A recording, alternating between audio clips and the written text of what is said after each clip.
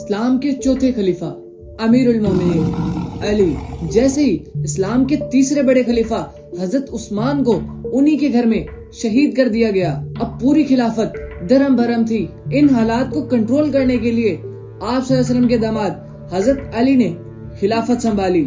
حضرت ابو مطلب کی وفات کے بعد ان کا بیٹا حضرت ابو طالب اس قبیلے کا سردار بنا۔ ایک دن ابو طالب اپنے قبیلے سے کسی کام کے سلسلے میں باہر گئے ہوئے تھے۔ آپ کو خبر ملی کہ آپ کے بیٹا پیدا ہوا ہے اور آپ کی بیوی نے اس کا نام حیدر رکھا ہے۔ حیدر کا مطلب شیر۔ لیکن حضرت ابو طالب نے اپنے بیٹے کا نام علی رکھا۔ جب حضرت علی کی عمر 5 سال تھی تو مکہ میں قحط آ گیا، جس کے بعد عرب کے ساتھ ساتھ مکہ کی معیشت بھی گرنے لگی اور مکہ کے بڑے بڑے سرداروں کی تجارت بالکل رک گئی تھی، اور جس میں ابو طالب بھی شامل تھے۔ لیکن آپ صلی اللہ علیہ وسلم اس وقت کامیاب تاجر تھے۔ ان حالات میں وہ اپنے چچا حضرت ابو طالب کو اکیلا نہیں چھوڑ سکتے تھے، کیونکہ آپ صلی اللہ علیہ وسلم 9 سال سے لے کر 25 سالوں تک اسی چچا حضرت ابو طالب کے گھر پرورش پاتے رہے۔ مطلب حضرت ابو طالب نے آپ صلی اللہ علیہ وسلم کو اپنے بیٹوں کی طرح پالا تھا۔ ان حالات کو دیکھتے ہوئے آپ صلی اللہ علیہ وسلم نے اپنے چچا ابو طالب کی مدد کرنے کا فیصلہ کیا۔ آپ صلی اللہ علیہ وسلم نے حضرت ابو طالب کے سب سے چھوٹے بیٹے حضرت علی کو ساتھ لیا اور انہیں اپنے گھر لے آئے۔ اس وقت حضرت علی کی عمر 5 سال تھی۔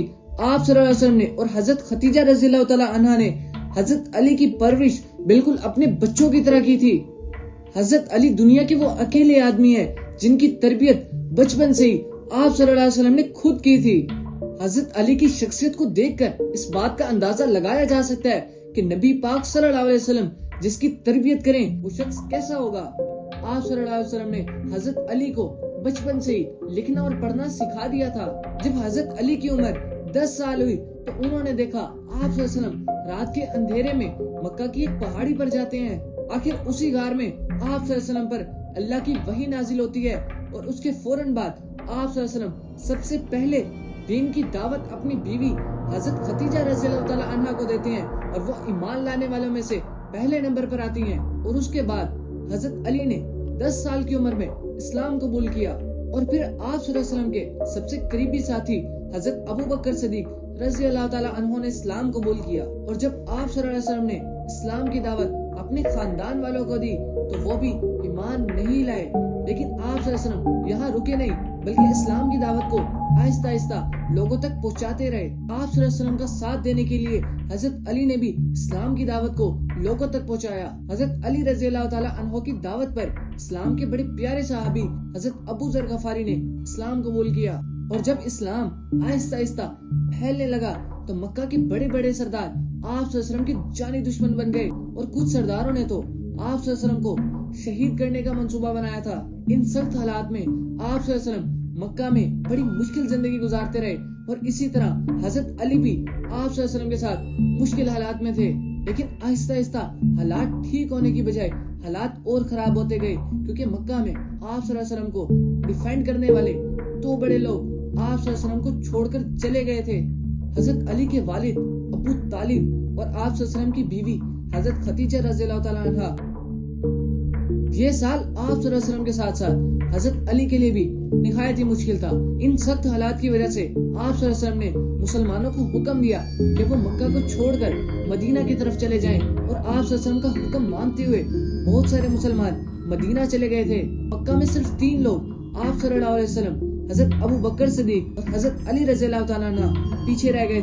اور جب مکہ کے سرداروں نے اس بات کو نوٹ کیا کہ مسلمان مکہ چھوڑ کر جا رہے ہیں تو انہوں نے آپ صلی اللہ علیہ وسلم کے خلاف نہایت ہی سخت منصوبہ بنایا، اور یہ منصوبہ آپ صلی اللہ علیہ وسلم کو نعوذ باللہ قتل کرنے کے لیے بنایا گیا تھا۔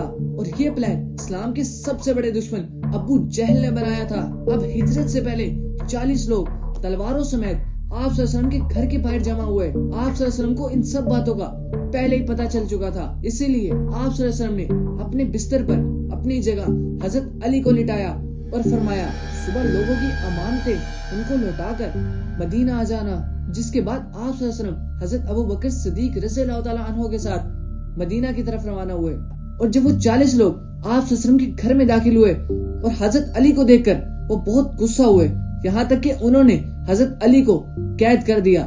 حضرت علی کے کچھ بھی نہ بتانے کی وجہ سے مجبوراً انہیں حضرت علی کو چھوڑنا پڑا۔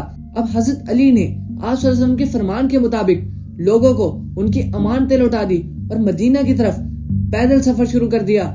تپتے صحرا میں بغیر کسی سواری کے حضرت علی نے یہ سفر طے کیا، اور اب جب یہ سارے مسلمان مدینہ پہنچ گئے تھے تو آپ صلی اللہ علیہ وسلم نے ان کے کھانے پینے کا، ان کے رہنے کا اور ان کے کاروبار کا بندوبست کیا۔ آپ صلی اللہ علیہ وسلم نے مکہ کے ایک ایک مسلمان کو مدینہ کے ایک ایک مسلمان کے ساتھ بھائی بھائی بنا دیا، اور اس طرح ان مسلمانوں کا کھانے پینے کا اور رہنے کا بندوبست ہوا۔ آپ صلی اللہ علیہ وسلم کھڑے ہو کر دو دو مسلمانوں کا نام لینے لگے، اور جب سارے مسلمانوں کو ایک دوسرے کا بھائی بنا دیا تو صرف حضرت علی پیچھے رہ گئے تھے۔ تو آپ صلی اللہ علیہ وسلم نے فرمایا، علی دنیا میں بھی میرا بھائی ہے اور قیامت میں بھی میرا بھائی ہوگا۔ یہ تھا پارٹ 1۔ پارٹ 2 دیکھنے کے لیے سبسکرائب کریں۔